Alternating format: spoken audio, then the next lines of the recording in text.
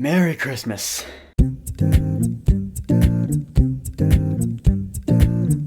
Wonder Woman 1984. Finally. So Wonder Woman 1984 is the 9th movie in the DC Extended Universe. It's the first straight up legit sequel in the DCEU. And of course it's the sequel to the 2017 Wonder Woman movie. It's once again directed by Patty Jenkins. The year is 1984. Duh. Diana Prince is still living amongst us humans, committing acts of heroism in secret. And now in this movie, vaguely speaking, she has to take on 2 new enemies. Maxwell Lord and the Cheetah. Also, Steve Trevor comes back somehow. So we have that going on too. And so here we go with our new Wonder Woman adventure, and the only straight up superhero movie we get in 2020. And there's a lot to like about this movie. Is it perfect? No, as I'm sure you've heard, it's not a perfect movie by any means. Its Rotten Tomatoes percentage has gone from 89 to 67. And yeah, honestly, I did see some problems in this movie, but of course I still enjoyed it overall. Gal Gadot as Wonder Woman in this movie is better in this movie than she's ever been in any other DCEU movie. I mean it, dude. She actually stuck all the emotional landings this time around. I don't know what to say, just her acting seemed a lot better. I'm not saying she was bad before. I am saying though that there were some scenes in some of the previous movies where I was like, Gal Gadot could have been better. In this movie, she was great for like 95% of the time, I gotta say. There were a couple of points in this movie where I was like, that could have been done better. But those are just nitpicks. Chris Pine returning as Steve Trevor still has the same great comedic timing that he did in the first movie. And of course, his chemistry with Gal Gadot is just as on point as it was in the first movie. Thinking about Steve Trevor in this movie though is that it didn't feel like he was in as much of this movie as I thought he would be. I mean, he is in quite a few scenes, and he is one of the main characters, but in terms of character importance in this movie, out of the 4 of them, he did feel like the least important one. Basically, what I'm saying is that his character does not seem as prominent in this movie as he was in the first one. Doesn't mean he's not great though, because he is. Because he's Chris freaking Pine. He's a really charismatic actor. I don't think he's ever going to not be charismatic in a movie. Alright, now on to the villains. Ladies first, Kristen Wiig as Barbara Ann Minerva, known in comic book lore as the Cheetah. Surprisingly enough to me,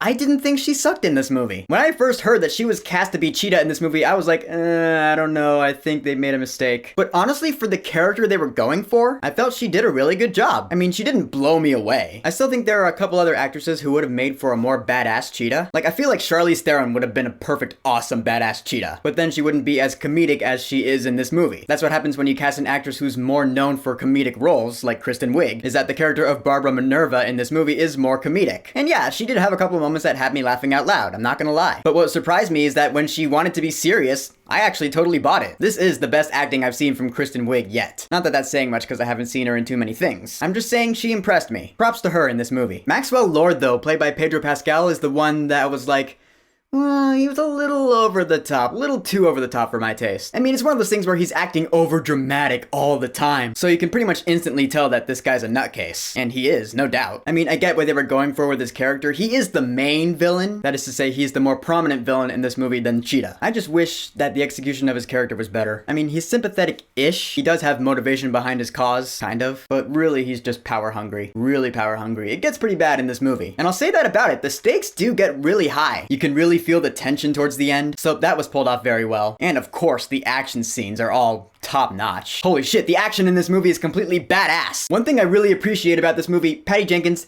thank you so much for dialing back on the slow-mo. Seriously, man. I mean, I love the action in the first Wonder Woman movie, but I even still professed in my review of it when it first came out that the slow-mo was overdone and it got a little annoying. And I still hold to that. I watched the first Wonder Woman movie a few days ago and I was like, yeah, they overdid the slow-mo. In this movie, they really dialed back on it. I think they go into slow-mo like twice in the entire movie. Very much appreciated, Patty. Thank you. And all the fights in this movie were just awesome. I mean, straight up, Wonder Woman does some things in this movie that made me go, oh my god, that's badass! Things we didn't see in the trailer, I'm not gonna spoil them here, but if you're a fanboy of comic book movies, then you'll know them when you see them. And the visual effects. I mean, the action scenes looked a lot better in this movie than they did in the first one. The CGI was a lot cleaner. It just looked overall a lot better. Like when Wonder Woman is doing a big jump, it looks more realistic. When she's using her lasso of truth, which she uses a lot in this movie, probably more in this movie than in any other movie she's been in. It looked great. It was thoroughly badass. I still love the hell out of that lasso of Hestia. It slays me every time runtime. Alright, now for some of the negatives about this movie. First of all, it is 2.5 hours long. It's a long movie and it feels long. That's not necessarily a bad thing since every scene in the movie, for the most part, did feel necessary to the plot. I mean, there were some that didn't, I'll be honest. But I've seen some reviews say that this movie felt a little overblown, and I do get it. There is a lot of stuff that happens in this movie. But due to that, I do feel like it justifies the 2.5 hour long runtime. Really, the biggest problem I had in this movie was that there were a couple of things that happened that felt straight up convenient in a very inconvenient kind of way. Like, there were things in this movie that I felt did not have to be in the movie at all. They didn't really contribute to the plot at all, and the only reason they were in the movie?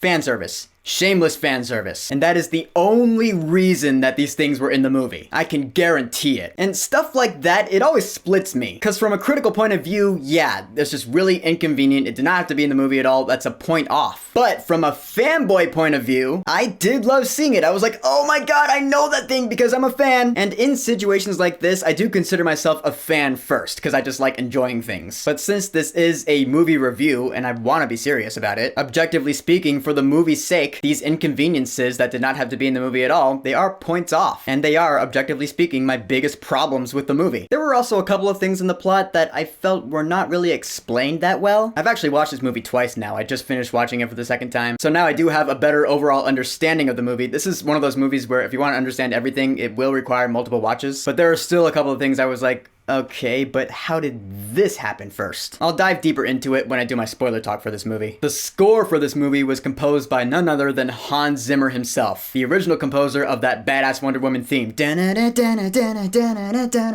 And for me personally, I did love the score in this movie. That first track on the soundtrack in particular, it's called Themyscira. They released it months ago, and I've been listening to it a lot. It plays during the first scene in the movie, and it's really catchy. It's awesome. It's that same 7/8 rhythm. Of course, they do bring back that Wonder Woman theme that I was just singing. The bummer, though, is that I didn't hear any of that awesome Tina Guo electric cello. I don't think I heard it anywhere in the score. That really bummed me out because that cello was awesome. I mean, don't get me wrong, I love a big orchestral sound any day of the week, but Tina Guo's electric cello really made Wonder Woman's theme unique, at least in my opinion. And while I was watching the movie, I just noticed that it was missing. It's just personally, it bummed me out. That's no points off the movie though. In the end, Wonder Woman 1984, we finally have a big superhero movie this year. It's a fun time, it's definitely worth watching if you haven't already. Gal Gadot is better here than she's ever been. Chris Pine is still great. Kristen Wiig is really impressive. Just Pedro Pascal, I think, was overacting a little too much. The action is completely badass. The visual effects are great. The story was good. I mean, those inconveniences were a big problem. The shameless fan service, they actually bother me the more I think about them. I didn't think I would have as much of a problem with them as I did, but just the way they were executed in the movie, I felt they left something to be desired. I mean, come on, you could have at least made them part of the plot, but ultimately, I still really enjoyed this movie. If you're gonna go see it in a movie theater, then for Wonder Woman 1984, I will say, go see this movie while it's in theaters. And there is a mid-credit scene, which I absolutely loved, but there's no post-credit scene. So Wonder Woman 1984, have you watched it yet? What did you think about it? What did you think about it compared to the first movie? And if you have the same problems with this movie that I have, how do you think they could have fixed it? That's a good question. Whatever you think, go ahead and leave a comment.